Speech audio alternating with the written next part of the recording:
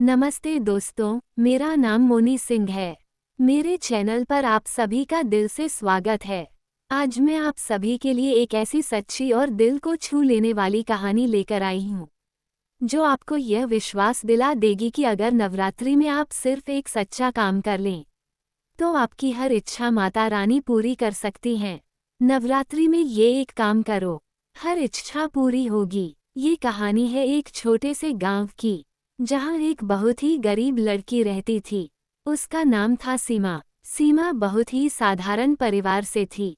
घर में पैसे की कमी थी, खाने तक की परेशानी थी, लेकिन उसके दिल में माता रानी के लिए अपार श्रद्धा थी। सीमा के पिता बीमार रहते थे और घर का खर्च चलाना बहुत मुश्किल हो गया था। कई बार ऐसा होता था कि घर में खाने तक के पैसे नहीं होते थे। लेकिन इन सब के बावजूद सीमा रोज सुबह उठकर माता रानी के सामने दीपक जलाती और कहती, माँ, मेरे पास आपको देने के लिए कुछ नहीं है, बस मेरा विश्वास ही है। एक दिन नवरात्रि शुरू हुई। गांव में हर जगह पूजा, भजन और उत्सव का माहौल था। सीमा ने सोचा, इस बार मैं भी माता रानी को खुश करूंगी। लेकिन कैसे? उसके पास ना फल थे, ना मिठाई, ना अच्छे कपड़े, कुछ भी नहीं। एक दिन सीमा मंदिर जा रही थी, तभी रास्ते में उसे एक बहुत ही कमजोर और भूखी बूढ़ी औरत मिली। वो औरत कांप रही थी और धीरे से बोली, बेटी, कुछ खाने को मिल जाएगा। सीमा के पास सिर्फ 2 रोटियां थीं, जो उसने अपने लिए रखी थीं। वो कुछ पल के लिए रुकी। उसके मन में सवाल आया, अगर मैं ये दे दूंगी तो मैं क्या खाऊंगी? लेकिन अगले ही पल उसने बिना सोचे अपनी दोनों रोटियां उस बूढ़ी औरत को दे दी और मुस्कुराकर बोली, माँ, आप खा लो, मुझे कोई दिक्कत नहीं। जैसे ही बूढ़ी औरत ने रोटी खाई, उसने सीमा को देखा और मुस्कुराई। उसकी आंखों में एक अलग ही चमक थी। उसने कहा, बेटी, आज तूने मुझे नहीं, खुद माता रानी को भोजन कराया है। सीमा को ये बात समझ नहीं आई, लेकिन उसके दिल को बहुत शांति मिली। उस दिन के बाद सीमा की जिंदगी धीरे धीरे बदलने लगी।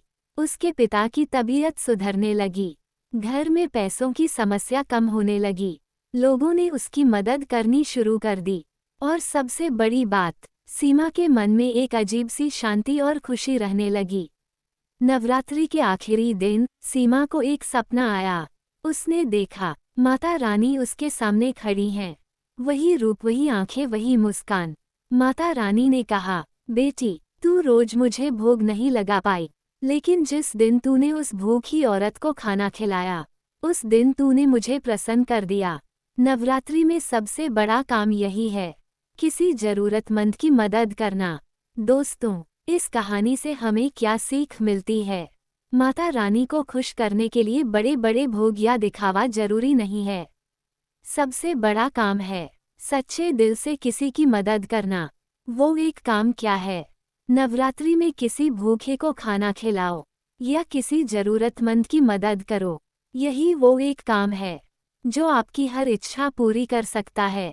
अगर आप रोज पूजा करते हैं लेकिन किसी की मदद नहीं करते, तो पूजा अधूरी है। लेकिन अगर आप सच्चे दिल से किसी की मदद करते हैं, तो वही सबसे बड़ी पूजा है। जय माता दी। अगर आपको ये कहानी अच्छी लगी हो, तो वीडियो को लाइक करें, शेयर करें और चैनल को सब्सक्राइब करना न भूलें।